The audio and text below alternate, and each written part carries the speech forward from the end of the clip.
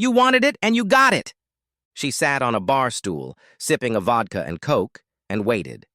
She glanced carelessly at her watch and noted that her friend was already 15 minutes late. Thoughts flashed through her mind about the wisdom of this prank. The wait was adding to her nervousness and misgivings.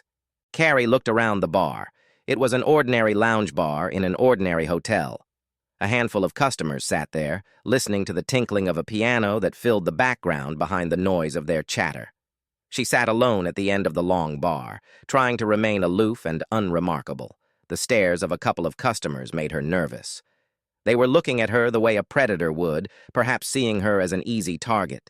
A lone, vulnerable woman, or perhaps a call girl, the way she was dressed and the fact that she was alone in the hotel bar gave the predators food for thought. Where was she? She glanced at her watch again, now 20 minutes late. She sipped her second shot of vodka and Coke, the warmth of the cool liquid warming her throat as she looked around the bar. She caught the eye of a man sitting facing her at one of the tables. He raised his glass and smiled. She blushed and her eyes immediately averted, but she could feel him watching her. She tried not to look away, sort of enjoying the attention but not wanting to intentionally attract or encourage it. Her phone beeped twice. It was a text message. She rummaged through her purse and pulled out a smartphone from there. A few flicks of her fingers and the text filled the screen. It was short and sweet, which was strange to Grace. She usually liked to spew out line after line filled with gory details if she couldn't call and talk. I'm sorry, honey, I can't tell you what happened. Something really important. G. She looked at the text message and her shoulders slumped. All the trouble she'd spent organizing this evening was now a waste of time? She dialed Grace's number. She waited and a beep sounded in her ear, but it sounded unanswered for a few seconds. Then it cut off. She tried again and got the usual message that the number could not be connected. She left a message for her friend. Grace, call me. Why the hell is it so important to screw things up at this late stage? Call me. Carrie tossed the phone back into her purse. She stared down at her drink, her thoughts racing as she tried to think through her next move. Grace was with her every time she ventured outside of her marriage. In fact, she was the one who had encouraged her along the way. This was the first time in almost 2 years that she hadn't shown up. What the hell was so important, and more important than what they had planned for tonight? She felt angry and frustrated. She hadn't had love for a week or more, or had it been longer? She tried to remember. Well, maybe it had been longer because she couldn't remember being with Gary. But that didn't matter, did it? Carrie was 33 years old. She had already been married for 8 years to Pete, who was 2 years older than her. They had met at a mutual friend's party one Christmas and hit it off. They dated for a little over a year before realizing it was serious. A year later, they were married. Their careers were just starting to blossom, so they decided to leave, starting a family for a few years. Maybe that was the decision that had brought Carrie to this situation now. She took a sip of her vodka and noticed the man still glancing carelessly in her direction. This time she smiled back at him, just a fleeting smile, but enough for him to see. She knew how to play this game, and she wondered how long it would be before he approached her.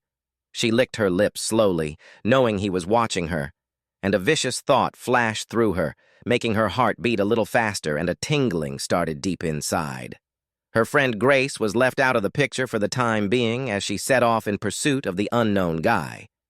She sipped her drink, thinking again about how she had gotten here. Her husband Pete was away for a couple days for work. He was a safety consultant and had been brought in to work on risk assessments, for work on specialized work sites such as substations and railway lines. He traveled regularly around the UK and also made occasional trips to Europe. It was these trips that gave Carrie the opportunity to lose her way. Her friend Grace was all too eager to have a friend with her, especially after her own marriage ended in divorce 3 years ago. Grace was caught in her own bed with 2 men when her husband sent an investigator to deal with the cheating wife and her lovers. Grace, though shocked and surprised, was unrepentant, and when it was revealed that he had been watching her for weeks, she realized there was no point in trying to defend something for which there was no excuse. Her divorce went off without fireworks, though it did have an impact on the fact that she was able to maintain her connections. It was then that Carrie supported her, and as a friend felt it was right to offer her that support. After the initial shock and aftermath of her divorce, the two friends began to meet for dinner from time to time. These forays soon took advantage of the fact that Carrie's husband, Pete, was away, so there was no need to come home early. The evenings were fun. They acted like single women together, and Grace encouraged Carrie to let her hair down and have a little fun. She remembered the first time it happened. They were at a club they seemed to use pretty regularly when a couple of guys hit on them. Drinks were pouring down by the river. There was a lot of flirting and dancing with lots of body contact. Carrie noticed that Grace was really into it when the guy she was with covered her lips with his. After that, it was all a blur until she realized they were in a hotel room naked, and it was almost 3 a.m. She shook her head, bringing herself out of her reverie. The thoughts she had then were confusing, erotic, and mixed with shame, excitement, and betrayal. It had taken some time to come to her senses after that first time. Almost 3 months, actually, but then it happened again and again. It was now commonplace for the two women to go on the hunt for men. The earlier thoughts of her husband had been replaced in her nightly walks by pure lust. No thoughts of betrayal were now allowed into her mind. She sought only the lust that strangers could give her. Tonight was supposed to be another fun night, and now her friend had backed out at the last minute. Such a disappointment. She tried to remember how long it had been since she'd last had an affair with Pete. Surely it had only been a couple weeks ago, but she couldn't remember. She'd been seeing Grace a lot lately since Pete had been on a few trips, so she'd been with other men. But with Pete? Something was keeping her in the back of her mind. Something she couldn't bring to the forefront, but it was there. She finished her drink and set her glass down on the mat by the bar. The bartender looked at her. She nodded, and he turned to pour her another. "I'll pay for it if that's okay." His deep voice boomed right behind her. She turned around and saw a man. He was about 5'10", short hair the color of salt and pepper, and he looked slim and trim, confident, with deep brown eyes. Carrie felt drawn to this man's intense gaze, as if he was already with her. She felt a shiver of pleasure and realized that he was the one she wanted tonight. Arousal swept over her, and she felt it. He noticed it too. "Put it on my tab." The bartender nodded and stepped back. He had seen it all before. A single married woman and a seasoned catcher preparing for seduction. It made him cringe, but he thought sometimes women got what they deserved. This girl looked like a player herself, which in his eyes made the situation even worse. There was some poor guy at home or somewhere else who thought she was out with a friend or sitting at home pining for him. Yes, it disgusted him that people could betray so easily. It was obvious the man was making his move, and his signs of attention were well received. He turned away, wiping his glass, and watched the scene unfold. The next hour passed in the usual chase routine. The bartender watched the couple play out their roles. The stalker flirted and pushed her buttons, and she flirted back, laughing at his clever speeches. Gifting him with her smile and something else, they slowly enveloped each other. Carrie completely forgot about Grace as her admirer teased and flattered her. The heat was building up inside her, and she really needed it. She thought back to the last guy. When was that? Oh, yes. It had been that young guy at the Hilton. Grace had introduced them to the two guys on a sales trip. Yeah, it was a fun night. It occurred to her that she remembered her nights with strangers and not Pete. That had been weird. She was brought back to the present when her admirer put his hand on her knee. He gently stroked her knee as they chatted, and she wasn't sure how long he'd been doing it, but it still felt good. The bartender watched the man approach. Step by step, he was gaining her trust. He could see it, and there was only one way it could end. They all knew it, too. After another round of vodka and Coke, Carrie was tipsy enough to relax over her chosen one. She slid off the stool and melted into his arms as he hugged her tightly and imprinted a friendly but firm kiss on her lips. The bartender watched as the kiss was reciprocated. He knew the next step would be his number. The man waved to the bartender as he set his glass on the bar mat and left a banknote under the glass as a tip. With a quick movement, he picked up their glasses and put the tip in his pocket, smiling grimly as he watched the couple head toward the lobby. The kissing had begun in earnest in the elevator on the way to his suite. Now his hands were gently but insistently caressing Carrie's buttocks and breasts. He was in control of the situation. The chase was almost over, and now he had his prey in his hands. Carrie gasped as his lips covered hers, seeking her tongue and releasing the lust inside her. They staggered to his room, kissing each other, giggling as they almost tumbled out the door. Clothes were shed as they approached the large bed. Their lips locked together, and soon they were naked. Then they made passionate love. At about 2 a.m., they began to cool down a bit. "I'll call you a cab if you want. If you need to be somewhere." He smiled at her. "Thanks, that would be nice, but I need a shower first." "You go on ahead. I'll make the call." Taking a shower, she soaped herself from head to toe and basked in the warm water. Her thoughts slowly tasted reality in small pieces. She wondered what had happened to Grace. Everything was fine, though she was still having fun tonight. Then she realized there had been no call from Pete.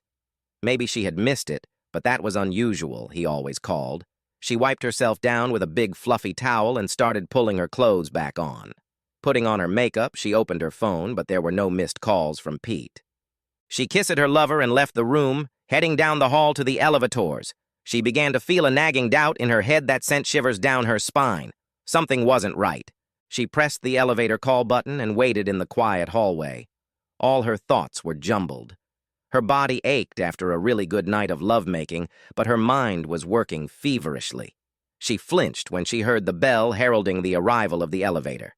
She stepped inside and watched the floor numbers descend to the first floor. Walking through the lobby, the receptionist on duty smiled at her as if she knew who she was. Carrie grinned to herself. It wasn't the first time she'd been mistaken for a woman of easy virtue leaving a customer at this time of night. Carrie climbed into a black cab on the curb and watched the lights of the city go by as she was driven home. Home, she thought. Pete wouldn't be back for another 2 days. She still had plenty of time to spend alone unless Grace showed up. She'd sent her a text. "Spent a great night with a real stud. Sorry you missed it. Call me in the morning. Kay." Leaning back in her chair, she replayed last night's antics in her head. She had his calling card if she wanted a repeat. The cab pulled up in front of her house. It was dark except for the security lights. She paid the driver and weaved down the walkway to her door. She stepped inside slowly and threw her bag on the living room floor, kicked off her heeled shoes, and headed for bed. Carrie felt the pounding in her head intensify, which never stopped, seemingly continuous and insistent. She tentatively opened her eyes and looked at the clock next to her bed. The noise was coming from behind her front door. It was 8 o'clock in the morning. She struggled to get out of bed, threw on her robe, and headed towards the source of the noise. As she approached the door, she heard a voice. "Carrie! Open up! It's me, Grace! Open up!" Okay, I'm coming." She opened the door, and Grace burst right past her. "Is he here?" Grace turned and looked at her friend. "Carrie, is Pete here?" "No, of course not. He's not here. He won't be back for 2 days. Anyway, what happened to you last night?" Carrie turned around to fill the coffee maker. Grace grabbed Carrie by the shoulders, turning her around and looked into her eyes. "Carrie, he knows. Pete knows. He knows everything. I don't know how, but he found out, and he's the reason I couldn't go last night." "What? What do you mean he knows? He can't know. How could he know?" That feeling came back again. Something was wrong. Wrong. He knows. Her thoughts were racing as Grace mumbled something to her, but Carrie wasn't listening. Grace shook her awake. "Carrie, he was at my house last night." "What? That can't be right." Grace shook her again. "He was, and he knows. He has dates, names, pictures. He even has the videos he showed me." No, that's impossible. How could he have all this?" "I don't know, but he does. He showed me some of it on his phone." "Oh my God. No, it's a nightmare. He can't. He just can't." The realization of this was already starting to creep into Carrie's mind when there was a knock on the door. Grace headed for the door and returned with a grim expression on her face. "It's for you." She plopped into a chair at the kitchen table. Carrie looked up and saw a middle-aged man behind Grace. He stepped forward. "Are you Carrie Franks?" he asked. "Yes, I am," she replied in a shaky voice. He handed her a large envelope. "Thank you, ma'am. You have been served." He turned and headed straight for the door. Her fingers ripped open the envelope, causing its contents to spill across the table. There were a few photos and a couple of CDs. Carrie shuddered at the evidence of her infidelity. There was also a letter from Pete. She looked at his handwriting on the envelope and, trembling, slowly opened it. "Carrie, now you know that I know everything and really mean everything. A while back, I found out what you and your douche friend were up to when one of the guys you two made love to mentioned his night with the two girls. He was so impressed that he took some pictures on his phone. Well, that was a start. Only you know how long it lasted. Anyway, as soon as I found out, I stopped making love to you. Did you even notice that? Don't worry, cheater, you're about to get hurt. I sold the house first, so you have maybe a few weeks to get out of here. No, I don't give a shit about the courts or anybody else. You want your share? You should have found it first. There's nothing left in the bank. I took it all. Do I care? No, you wanted it and you got it. I've emailed a compilation of your most photogenic photos to everyone we know. The send button is due at 9:14 a.m. this morning. No, there's no stopping it. Everyone at your job will know about it by 9:01 a.m. I'm sure of it. You had fun having fun with your slutty girlfriend? Well, now you may have to get really professional about it. I loved you once, but ever since I found out, you've killed every feeling I ever had for you. But I'll survive. I'm leaving, so good luck tracking me down. By the time you do, I'm sure there won't be anything left to fight for. I've taken what I need. The rest is all yours." Grace watched as her friend slowly settled to the kitchen floor, and the life just flowed out of her, like air from a deflating balloon. "He left me, Grace. He's gone." Grace watched her friend and replayed in her mind her own moment of realization years ago when she realized what she had lost. The end.